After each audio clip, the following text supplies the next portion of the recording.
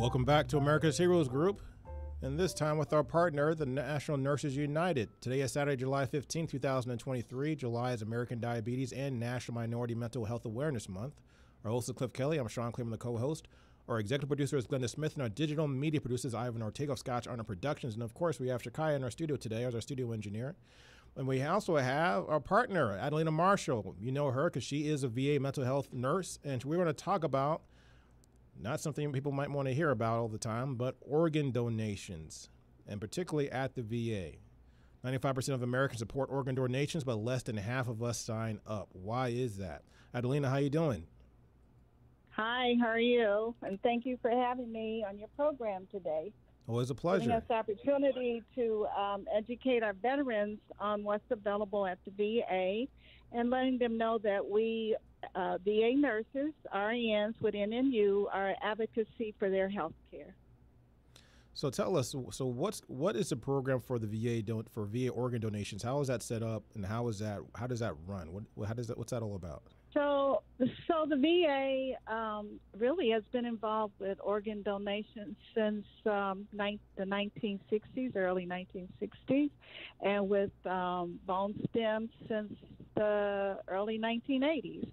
So they have a long history of supporting our veterans as they need organ transplants. And the organs that are available for transplant, they call them solid organs. So the kidney, liver, heart, lung, bone marrow, stem cells. And just want to let everybody know that your skin is also an organ. And we need our veterans and our listening public to understand the value of being an organ donor. We have so many people, as well as our veterans, who die without having an opportunity to have a transplant. And if they were able to have that transplant, it would have extended their lives. Wow. I think one of the reasons that we as a people kind of shy away from that is the lack of education and discussion about organ donation. So what are the misconceptions, would you say, are surrounding organ donations, what might prohibit someone or think twice about doing it? Because Americans support it, most people support it. And I know in the veteran culture, we do have a little bit of apprehension about people touching our bodies. So that might be, that's just, whether it's in life or after death, there's just something about that which is definitely apparent in the veteran community. Yeah, I think those are long-held fears throughout our history. And I often hear, I came here with them, I'm going to take them with me. But if you have a chance to save a life, and our veterans, if you think about it, they have saved hundreds of thousands, if not millions, of lives by the very fact that they are veterans and what they do. So many times the veterans are very supportive of each other. And one of the fears is that they'll only keep me alive long enough to take my organ. Mm-hmm. But that's not true. You have a high level of care during this process, and you don't have to die to be an organ donor. Certainly for your heart and certain other things, but as far as skin and stem cells, liver, you can get those from live donors. So how do you get skin from a live donor? Well, they can just kind of like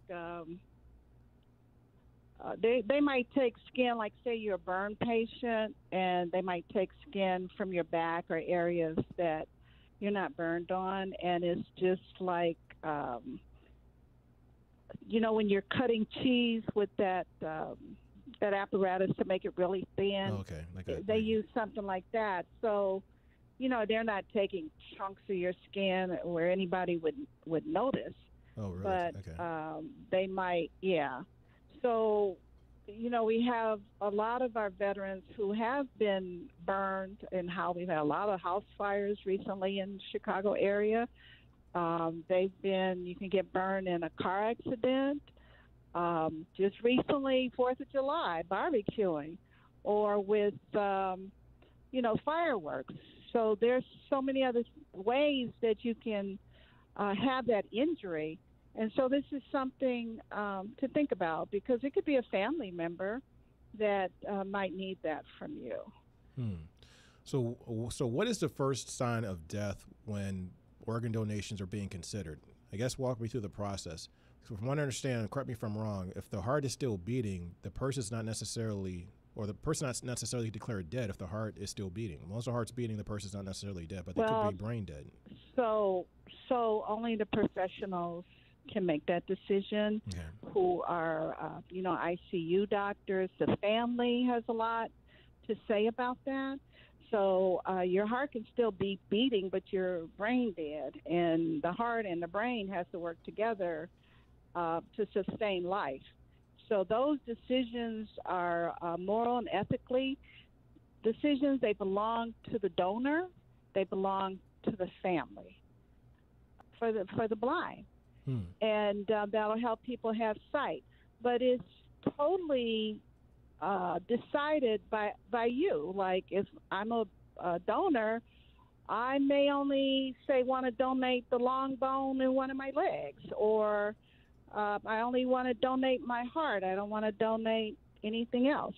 So some of those organs are, if you're donating them, they have to be donated very early. So like if you've been dead for so many hours have passed, then that may not work. But I'm not an expert in that field. So that's something that you should discuss with your doctors and with your family.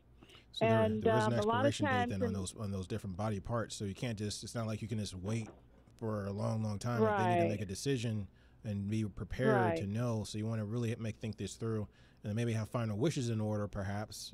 So we talk about DNRs and things like that, the do not resuscitate rules. And that's a very emotional decision. I've had that discussion with my family members, with my son, and should something happen to me, I don't want him to be so emotional that we lose sight of life for someone else. So we have that discussion. My husband and I have that discussion, because I know, sometimes you might have one wish and the family have another. But your wish, if it's in writing, supersedes anybody else's decision over what decision you have made. I think that's really important, and a really important fact we need to have veterans really think about, and not just veterans, but really everybody. We don't always think about what we want to have happen if the worst case scenario occurs. You get into a car accident, you're in a house fire, and there's got to be critical decisions. Are you going to be on life support or not? Because your heart could still be beating, but you could be brain dead. That could be the moment that a doctor might say, well, this is an opportunity to salvage some organs for a donation. Right. But your family might say, you know what? No, we're hoping for a miracle. We're hoping for something to change. Things have happened in the past. We want to see what happens. So those conversations have to be had. Right. Your organs won't just be donated on a whim. Mm-hmm. There's a lot of, we have ethics consult. There's a lot. There's a big team that's involved in making that decision with you. And if you are, into life, or like you say, I have had a major accident or something, these are things that need to be discussed. Hopefully that it won't happen, but in the slim chance that this does happen, that you've discussed this with your family, you've had that talk with yourself. What do I want to do? And I'll tell you, with all of the crime and the gunshots and things that we are experiencing in Chicago, many of those who survive may also need to have skin or kidneys, because those bullets, they're shooting, there's no name or no body part that it goes to. Mm-hmm. And is a sad state of affair. but it's really something that we as a people and as veterans need to really give it some serious thought. And the key thing also you mentioned before is that you don't have to be dead to be an organ donor. You can donate certain parts of your body, certain things like skin or a kidney, to people that Right. might be in need, but you have to be registered right first. Nobody knows that you are a fit unless Yeah, you actually nobody go through the knows. process. Yeah. And on the license, you can do it in your will. If you have revocable trust, you can, put all that in there. But certainly if you go in the hospital, you should let your wishes be known. Now, you don't have to have a catastrophic injury to need a kidney or any other. I mean, you could have high blood pressure, you can be a diabetic, any other disease process that, if not managed, will lead to kidney failure, heart failure, all these things. So it doesn't mean that it's not going to happen to me. If I'm, trying to manage diabetes and high blood pressure, that could be a very real possibility that you may need an organ transplant. So what's the first step? If someone wanted to become a donor, what do they do in order to become a donor? Well, to become a donor is, as I stated, if you have a driver's license, you can put it on that. If you go to the hospital, you can let them know right away that this is what you'd like to do. If you have a will, you can put in your will. But I always think it's better to have it on your driver's license, because if it's a catastrophic illness or injury, somebody might be delayed in getting your will or reading it. So you can put it on, when you go into the hospital, or on your driver's license is a good area to make your wishes known. Well, for those people who are living and who are, say, they want to donate a kidney or be on a list for kidney donations, is there a process for that the VA has? So the VA does have a process, but you have to be referred to by your, who's ever managing your care. If you have a specialty, if you're being treated for kidney failure, if you're in dialysis, you should let them know, or they will address that to you. But one of the criteria is that you have to have a life expectancy of at least 5 years. You have to have adequate nutritional status. That means you have to be able to eat and to support life through your nutritional status. You have to have a physical condition to tolerate the transplant. And you have to have reliable and consistent caregivers. So you have to have somebody who is going to be there and help to support you. Make sure you're taking your medication. And they will evaluate you for the probability of having or becoming a transplant on the transplant list. And then are you talking about the recipient or the donor? I'm talking about the recipient. Okay. What about the donor? Yeah, for the donor, again, you have to, actually, you need to be in good health. You have to have healthy organs yourself. You have to be physically, your body has to be physically able to donate. But again, those are decisions. Sometimes you read where a perfect stranger is willing to donate a kidney to someone. So now they have to check compatibility. Those people would probably have to discuss it with their family members and see how they feel. Or some people just, they just connect and they'll just say, no, I want to give this person, my kidney. And you can live a healthy life with just one kidney. So there are a lot of variables that come into that. But again, you can contact, a kidney association or whatever, or the doctors, and let them know. Your hospitals, mostly all major hospitals, are involved with kidney procurement or organ procurement. So it doesn't matter if you're at the VA or you're at Rush or you're at any of these other hospitals, Northwestern. You just make sure that somebody knows that you want to become an organ donor and that you want to receive. Well, they'll let you know if you need to receive an organ. They'll work with you. But some people are just afraid to receive an organ as they are to give an organ. I've heard that. So what are some of the process, before I get to my last question, but what's some of the thought processes people have when they are afraid of receiving an organ? The first thing that comes to my mind is maybe rejection, that maybe get an organ and then it doesn't work out, particularly if it's a heart transplant or a lung. I can tell you from a personal family event that I had someone in my family was able to get a lung transplant, and they just absolutely refused to do it. They just absolutely not aware of any religious decisions or anything. They just absolutely refused to have it. Wow. They eventually passed.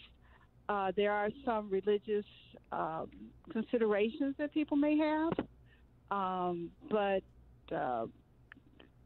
there's superstition, there is urban legends, or whatever that goes around. So I think the more conversation we have and the more education we're able to have with people, that let them discuss it, let them talk to their religious leader, on how they feel about it. Talk to your family again. Definitely talk to your doctors. And I think you hit it on the head. The first, I think, apprehension people have is that people fear body harvesting. If they fear that if there's a chance they might live, the doctor's gonna be too eager to say, "Oh, he's an organ donor. Let's let's cut him open and get all his organs out and send him off to the freezer so we can use them again." Yeah. You hear that, and I've heard about that in India and places like that. However, in the United States, there are a lot of laws that governs that, and how the medical field has to go about, getting organ donors. So you hear stories, like I say, urban legend, and I won't say it. I don't know. I do know in other countries it has happened, but it would be a far stretch to believe that happened in the U.S. It's just a lot of laws against that, and a lot of layers of monitoring and approval. So it's not like, oh, my doctor's going to, no, your doctor's not going to do that. Your doctor's got nurses. Your doctor's got ethical, people there. Your doctors have other doctors that they have to correlate this with. So, no, you can't do that behind closed doors. And the other thing is, you hear that where somebody was kidnapped for organs. No, those organs would not be viable if that happened.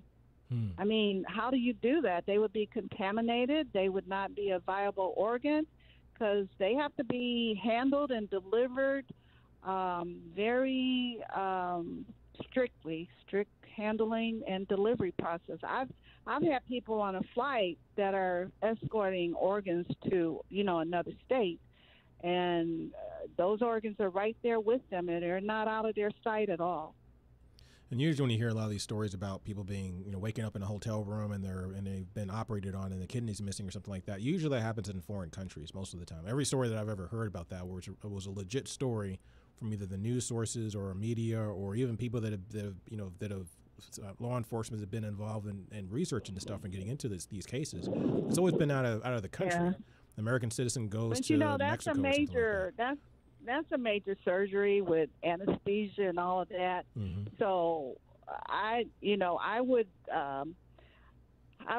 not be quick to believe a lot of those stories just because of everything that's involved. And why would anybody want to try to procure an organ and then you're going to lose that organ? Mm-hmm. I mean, that's wasted effort, and you can go to prison for doing something like that.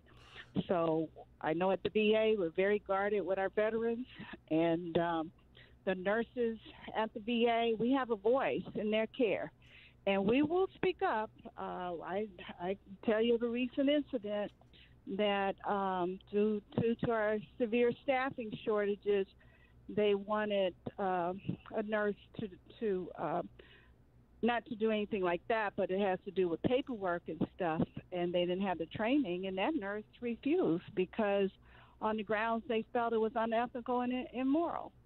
So what happens to the body after an organs are removed? So when a person passes, they've donated organs, now the body is, and the family is going to want that body, and presumably for the funeral and for a viewing, things like that.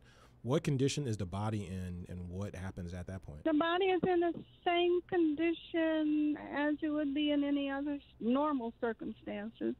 The body will probably be better preserved because right after that you will be going, to the funeral homes and whoever else process that. So you can't even tell that somebody doesn't have their organs if they died. You don't know that. You don't know. They don't have a label that says organ contained, but it's the family that will know all of that. The family will know that, oh yeah, Adelena wanted to donate a kidney and they took both of her kidneys with her permission. And that's it.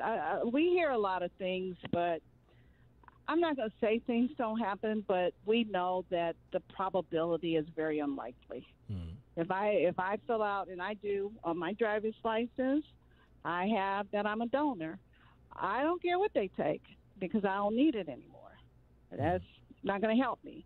But if I can help somebody else, if I can help a child, if I can help a veteran, if I can help a teenager, if I can help anybody, they're welcome to every organ that I have that is viable and that they can use. And you can think about all those many, many lives that have been saved because of the great, compassion and care and thoughtfulness of someone to even make that decision to be an organ donor. I think it takes a lot of compassion and care to make that decision. I think most of us really, even people that are afforded to would actually do it, maybe just don't go through the process, just not say laziness per se, but just don't do it because they just don't go take the actual steps to make it happen. But when you hear stories like this and what you're talking about, maybe that encourages them to do that. Yes, I would say if you love someone, you would want to donate their organs because you will know that that person will kind of live on through somebody else. It's like, planting it's even bigger than that, but I was going to say planting a tree in memorial or something like that. It's sentimental. You know that a part of that person is still alive in some way, some capacity. It's still, yes, and they have contributed to so many other people living on in their names. You'll know. Maybe the person who received the kidney may or may not know, or the organ may or may not know who donated it. But the family will get so much, I think, grace or just feel good that I was able to help someone else out with my loved one's organs. Mm-hmm. I think that's very, very good. It's like gardening. Yeah, it's a good thing. It's a very good thing to donate organs. I can't think of anything more noble than saving a life. It's particularly if it's in a situation where your death can contribute to someone else's living on, particularly if they're young. That is a great thing. Yes. Well, you also increase the quality of their lives. It's kind of hard to keep going back and forth to dialysis. I just read a story about a little girl about 5 or 6, and she's lost both of her kidneys. Wow. And her mother had to go on GoFundMe to just get money to have enough to go back and forth and to get housing closer to the hospitals. And, I once heard a man state, We got about 30 seconds. We got to wrap up. you don't want to wallow in someone else's misery. That's good. So We got to stop if it on you're that point. able, That point we got to stop because we have to wrap up the show. But I think Okay. you brought up some great Thank points. you. I think veterans definitely need to go and talk this conversation with your families. Talk about DNR. Talk about Right. final wishes, and also talk about organ right, donations. talk about final wishes. And if I got 1 second, I want to let everybody know that the VA is going to be hiring over 50,000 people a year for the next 5 years. Wow. So if you've got a skill set that can be used in the government and the VA, please come and join us. We need you and our veterans. Those jobs, really, you're the ones that are entitled to those jobs before anybody else. So please apply and come and join us. And those jobs are open. They're good paying jobs, good benefits. And please, please, please go online to USA. Job.gov. Great show, Miss Adelena. Absolutely great show as always. Thank you so much, National you. Nurses United. You always bring very important information that's needed in regards to our healthcare concerns. So thank you so much. What great shows I we may had have today. some good news for you too. Yes, ma'am. Later.